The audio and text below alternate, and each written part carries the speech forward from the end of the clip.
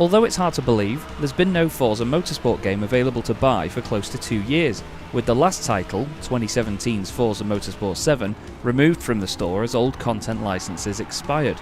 After a consistent 12-year cycle of a game every 2 years then, even with the lightly delayed Forza Horizon 5 to tide players over, the next entry has been a long time coming. That wait is now finally at an end, as Forza Motorsport, yes, Forza Motorsport again with no number, is finally upon us. The 6-year fallow period and somewhat retrospective name are down to the fact that Turn 10 has rebuilt the game from scratch, or from the ground up as it tells us, as it's rebooted the series and built it for the Xbox Series consoles.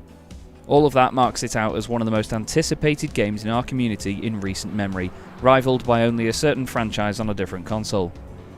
Courtesy of a preview code from Microsoft, we've been able to put Forza Motorsport through its paces on Xbox Series X to see if it's been worth the wait.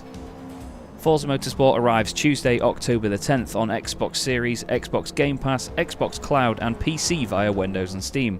Premium Edition and add-ons excluding Cloud get early access from Thursday, October the 5th. Turn 10 has taken a similar approach to other racing game developers, shucking a lot of its older and less relevant content in order to bring a renewed focus to it all and, by intent at least, bring everything up to date.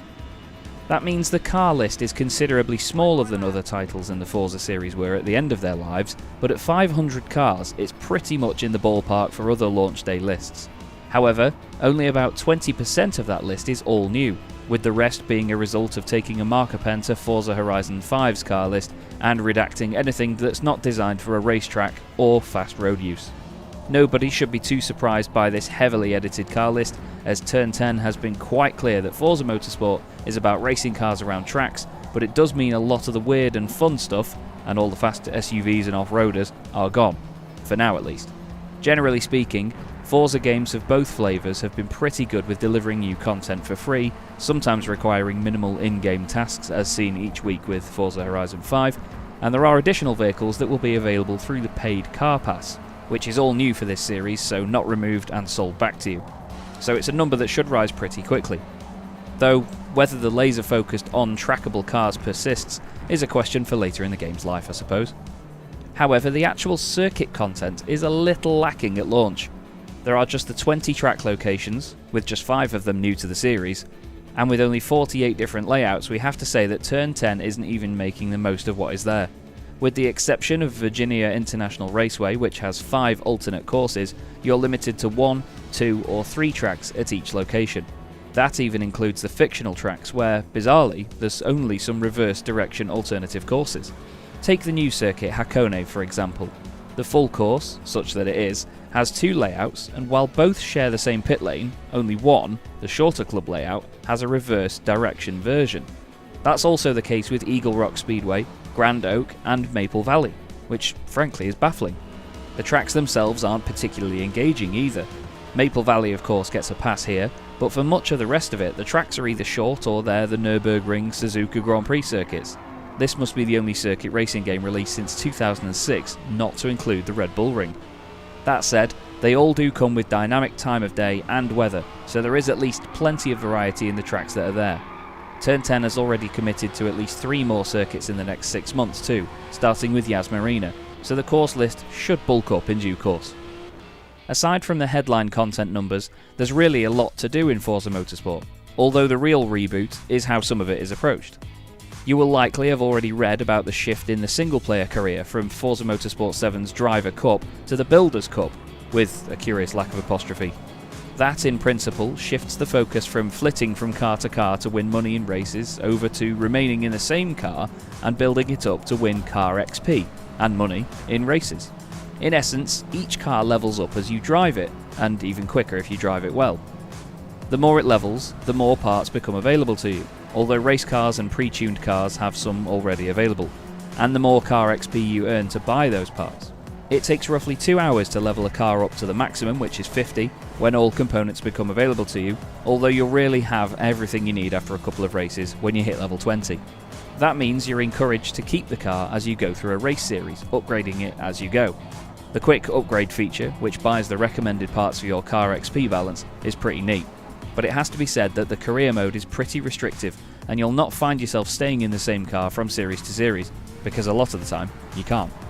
After spending the introductory 3 races with our starter Scooby, being forced to ditch it for a Golf R, because it wasn't eligible for the only 2 available series, and then ditch that for the same reason with more unlocked events, made very little sense if the goal is for players to stay and bond with a car. At just 95 races, most of which are just 4 to 7 laps in length, or at least that we've encountered so far, the career does feel a little short. Conversely, with each of the 16 core championships hosting 5 or 6 races, each sometimes feels like a bit of a drag too. 30 series of 3 races each would have been a better option, we feel. It should be noted that the new AI is not great, even on higher levels. We've seen some pretty dim behaviour, from breaking off a start grid instead of just moving to one side to carry the speed and overtake, to just straight driving into a car at the side of the track. The overwhelming majority of our single-player races so far have seen the lead AI streak off at unmatchable speeds after the first sector of the first lap, as if trying to match a set lap time without regard for the standing start, before taking a more reasonable pace for the rest of the race and being able to be reeled in. For the most part, the rest of the cars may as well have not been there. There is significant opportunity to personalise your car with the full suite of vehicle upgrades, body kits and a livery editor we've come to expect from Forza. Given the built from the ground up catchphrase, that's a little too exact in places. That Forza wing has already done the rounds, the livery editor is unchanged aside from a mild layout switch up, and the tuning menu is very recognisable.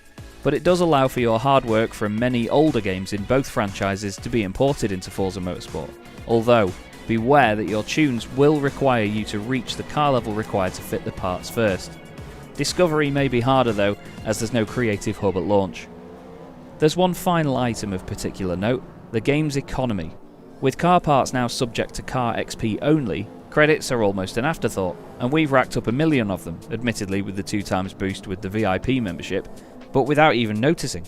You earn it pretty quickly even with moderate AI difficulty and rules, and more so if you place yourself down the grid. That earning power is made more significant by the fact that no car, at least right now, costs more than 450,000 credits. As all the launch vehicles are available in the buy cars area permanently, you won't be waiting long to own any of them. Moreover, if you just want to make nice designs on them, you don't even need to buy them. Free play also allows you to use any car, whether your own or a rental. Beware that you cannot level up the rentals though. This means though that no one is waiting 3 months to buy a car they've had to grind for. The online offering in Forza Motorsport is pretty solid, with a few changes that might catch you by surprise. Naturally, there's a private multiplayer option, allowing you to set any parameters you wish for up to 24 players at any track with full time and weather. That includes timed and multi-class races, up to 1,000 laps or 24 hours, with full control over regulations and vehicle eligibility. Rivals also feature in the game for hot laps against your friend's ghosts at each of the 48 circuit configurations and in any of the 9 Vehicle Performance Index classes. For reference, that's E-Class at 300 PI or less, decreasing by 1 letter per 100 points up to A at 700 PI or less, then S 800, R 900, P 998, and finally X, which is 999. Limited time featured rivals for a specific vehicle and a special VIP rivals event are also available. That leaves featured multiplayer, which is essentially a replacement for leagues and starts with a mandatory introduction qualifier series. You'll be tasked with completing 3 races in a front-wheel drive Honda Civic racing car, whenever you wish, and assigned an initial safety rating and skill rating once you've finished, along with gaining access to the rest of the events. Safety rating is measured from the lowest rank E up to A, with the very best drivers earning an S rating. This is essentially a measure of how often you're investigated, whether penalised or not, for infractions such as going off the track, bouncing off the scenery or other vehicles. And these investigations are automatic and frequent, even with the track limit markers on. Oh, how some other games could do with that. Skill rating isn't entirely explained, but measures your ability with a score from 1000 to 5000. We've got a rating of 4,754 after a win, a second, and an absolute hosing, so there's clearly some dark magic behind it all somewhere that we are yet to figure out. There's no shortage of races to dip into, with multiple events running across 2 categories. Spec events limit you to a certain car category, while open events include the Spotlight series, which requires a specific car, tuned however you wish, and open challenges based on PI categories of the cars. These look set to rotate at certain times that aren't clear yet, possibly weekly, and at the time of writing there's 5 events each in different vehicles that we can enter in the next 15 minutes. You should always be able to find something to do basically. If you have a car that meets basic requirements but isn't tuned to the specifics, it's temporarily upgraded with the parts you don't have, which is really cool. You can also rent cars for events, but you won't gain car XP or levels for doing so there's a nice trade-off. Of course, pre-launch tests of multiplayer are only informative to a certain point. The busiest of my races had 8 people in it, the quietest was just me, and Turn 10 doesn't want to put the AI into multiplayer because it affects your ratings. However, it all seemed stable enough, even when warning me of a poor connection, because we were downloading Forza Motorsport to the PC too at the time. Whoops. Given the general fuss made about the game's brand new physics, 48 times fidelity on the tyre model and fully reworked track surfaces, we were expecting a lot. We don't think it entirely delivered, to be honest. For what it's worth, we only lightly played Forza Motorsport 7 and yeah, it wasn't great. It could be fun, but then a curb would bite you for no reason, or the constant looming spectre of lift-off oversteer would have a say in how your day was going. Again, Forza Motorsport certainly seemed to have toned down all of that, but we can't say that it feels all that great or intuitive to drive. It's certainly not arcadey to drive, it's simulating something, but it's just not what we were expecting. Putting a finger on exactly what's not quite there is pretty tricky though. Driving on controller on a console, which is what most people will do, and which once again is perfectly good, the asphalt feels like it's totally smooth, recently resurfaced, like a parking lot. There's little sensation that the tyres are acting upon anything in particular, even sawtooth curbs and those evil sausage curbs, which seem to elicit no reaction from a car whatsoever for the most part. This does vary a smidge depending on the track, but even driving across them perpendicularly has little effect. As we didn't have an Xbox compatible wheel at the time, we switched to the PC version for a quick test with the Logitech G923. The Thrustmaster TGT or TGT2 is not on the list of supported wheels, but the results were largely the same anyway. There's really not much coming back through the wheel from the various surfaces, except when you off-road it or hit a grabby tyre wall. Oh yeah, they're definitely back, even with the effects turned up to the maximum. There are a lot of effects, so there'll maybe be a caveat to that, but we're not sure yet. In terms of handling, the most common mannerism is that of understeer followed by oversteer, pretty much regardless of drivetrain or tyres. There is more of the former on cars where the front wheels deliver the torque, but it's pretty easy to get the tail sliding as well. The oversteer is pretty progressive though. Considering that there's no dedicated drifting in the game at launch, we found it actually easier to drift an Audi R8 GT3 on racing soft tyres through the opening complex of the Nürburgring Grand Prix circuit, accidentally at first admittedly, than to drift an actual drift zone in a drift car on drift tyres in Forza Horizon 5. There is a clear pace and endurance difference between the 3 new racing tyre grades, and it does add a nice tactical aspect. Although we often felt the grip was somewhat falling off a cliff rather than gradually wandering off, even on mediums. For the most part though, Forza Motorsport is okay. It's an improvement on Forza Motorsport 7 for sure, but we wouldn't say it's troubling anything like Assetto Corsa Competizione or Project Cars 2 as a driving experience on Xbox.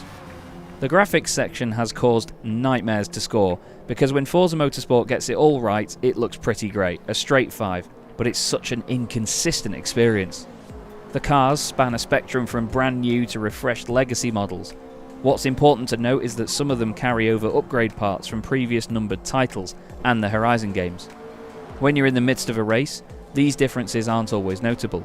Even the oldest cars, which may have received some flack on social media, make up only a small fraction of the overall roster and don't stand out, especially from the driver's perspective. In fact, all the interiors we've tested here have been quite impressive. The circuits are mostly excellent. That particularly goes for the general circuit environment and foliage, but by and large everything from asphalt to the highest stand is nicely done. Even if the string of trackside camper vans are all emitting the exact same smoke plume.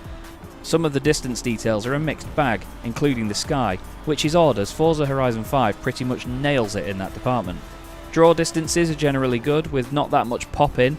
The only glaring example we can think of now is the gantry at Spa, which obviously pops between 2 level of detail models as you approach it, although crawling along a tyre wall can result in it loading in piece by piece. Importantly, frame rates are solid. Set at 60 FPS, the game holds steady enough that we've not noticed any frame drops, although at least on this pre-launch build there's some stuttering in menus and track loading screens. Probably our biggest gripe, on track at least, is the lighting. which often contrives to be quite unnatural despite the vaunted real-time ray tracing. There's an over-the-top shininess to a lot of the cars, which really stands out as incongruous when it's dull and chucking it down, and some really odd reflections at times, where areas of the same part in the same orientation in the same light reflected differently.